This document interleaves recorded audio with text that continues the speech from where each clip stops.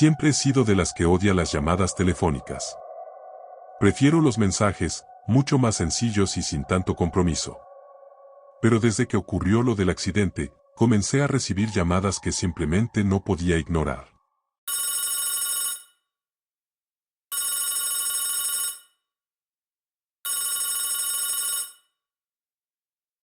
Todo comenzó hace poco más de un mes, cuando un número desconocido apareció en la pantalla de mi celular. Lo dejé sonar. Pensé que sería una de esas llamadas de telemarketing que todos odiamos. Pero a la mañana siguiente, volvió a sonar el mismo número. No contesté. ¿Por qué habría de hacerlo? Para mí, si es importante, dejan un mensaje. Pasaron unos días y el número seguía llamando. A veces por la mañana, otras veces por la noche, incluso de madrugada. Finalmente, una tarde, cansada de que me interrumpieran, contesté. Hola, dije sin mucho ánimo. Al otro lado, no escuché nada. Solo silencio. Hola, repetí. Nada. Colgué, pensando que era una llamada equivocada. Sin embargo, esa fue solo la primera de muchas más. En los días siguientes, las llamadas se hicieron más constantes. Y siempre eran iguales, contestaba, pero no había respuesta. Solo un silencio espeso, como si alguien estuviera escuchando, pero sin atreverse a hablar. Empecé a sentirme incómoda, pero traté de no pensar demasiado en ello. La semana siguiente, mientras estaba en casa viendo televisión, el teléfono sonó de nuevo. Sin mirar siquiera la pantalla, contesté. Hola, dije una vez más, ya molesta. Esta vez, oí algo al otro lado. No era solo el silencio. Era un leve susurro. Me quedé helada. Ayúdame, fue lo único que escuché antes de que la llamada se cortara abruptamente. Me quedé mirando el teléfono, con la piel erizada. No reconocí la voz, pero lo que más me aterrorizó fue que sonaba increíblemente similar a la mía. Colgué inmediatamente, intentando convencerme de que era solo una broma pesada. Pero el miedo comenzó a instalarse en mi pecho. Después de esa llamada, las cosas empezaron a empeorar. Las llamadas no paraban, y cada vez que contestaba, el mismo susurro volvía a repetirse. Ayúdame. Era siempre la misma palabra, siempre la misma voz, pero cada vez se sentía más desesperada. Las llamadas se volvieron más frecuentes, hasta que una noche, algo aún más inquietante sucedió. Eran las 3 de la madrugada cuando el teléfono sonó. Lo había dejado en la mesita de noche y, somnolienta, lo tomé para contestar. Apenas dije hola, escuché el ruido de un choque, un estruendo violento que me hizo estremecer. Era el sonido de metal aplastándose, vidrios rompiéndose, y luego, un grito. Un grito que reconocí al instante, era el mío. El pánico me invadió. Era imposible. Ese sonido, ese grito, eran exactamente los mismos que escuché cuando tuve el accidente un año atrás. Mi corazón latía desbocado, y de pronto, recordé algo que me dejó paralizada. Tras el accidente, había cambiado de número. Mi teléfono se destrozó en el choque, y luego de todo el caos, decidí deshacerme de todo lo relacionado con ese día, incluido el número de teléfono que había usado durante años. Entonces, ¿cómo era posible que ahora recibiera estas llamadas?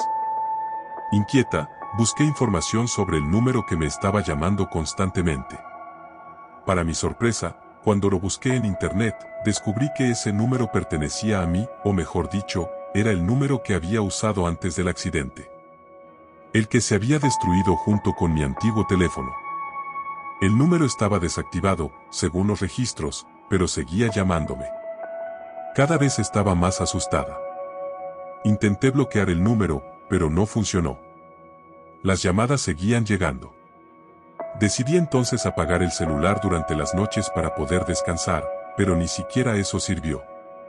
Una madrugada, desperté sobresaltada por el sonido del teléfono fijo de mi casa, que ya casi nadie usaba. Corrí a contestar, temiendo lo peor. Ayúdame, la misma voz, la misma súplica. Solo que esta vez, el teléfono no se cortó. Segundos después del susurro, una serie de crujidos y golpes resonaron desde el otro lado.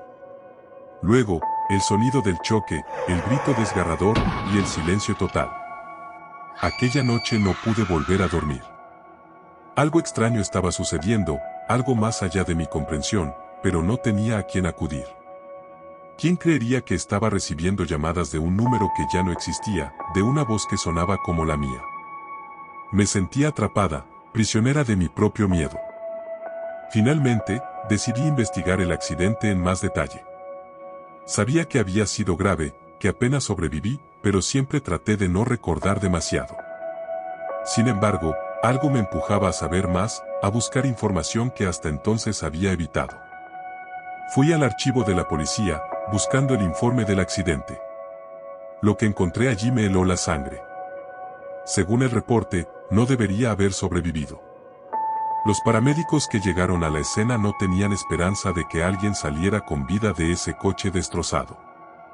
El informe mencionaba que encontraron mi cuerpo inconsciente, sin signos vitales, pero milagrosamente, volví en mi camino al hospital.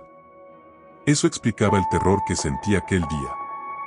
El accidente fue más cercano a la muerte de lo que jamás había querido aceptar. Sin embargo, lo que realmente me estremeció fue otro detalle en el informe. El reporte indicaba que mi teléfono fue encontrado con una llamada en curso al número de emergencias, pero la llamada nunca se completó. Era como si hubiera intentado pedir ayuda, pero no llegó a tiempo. Volví a casa temblando. Ya no sabía qué hacer. Las llamadas seguían ocurriendo, y la desesperación en la voz al otro lado aumentaba cada vez más. Ya no era solo un «ayúdame», sino que ahora empezaba a escuchar llantos, súplicas y el eco del choque resonando una y otra vez. Una noche, decidí enfrentar lo que fuera que me estaba atormentando. Sabía que la llamada llegaría a las 3 de la mañana, así que esperé despierta. Cuando el teléfono sonó, contesté al primer timbrazo. Esta vez, no pregunté quién era. Simplemente, dejé que hablara. «No sobreviviste», dijo la voz, y el miedo que sentí en ese momento fue indescriptible. «¿Qué significa eso?», pregunté, aunque ya lo sabía. «Tú moriste en ese accidente». La voz era la mía, pero también era diferente. Era hueca, vacía, como si viniera desde algún lugar muy lejano. «Este no es tu mundo. No deberías estar aquí». Mis manos temblaban. Sentí que el aire en la habitación se volvía denso, pesado. La llamada no era solo una advertencia, era una sentencia. «Es hora de que vuelvas», dijo la voz, y luego, el teléfono se apagó de repente. Pero el miedo no desapareció.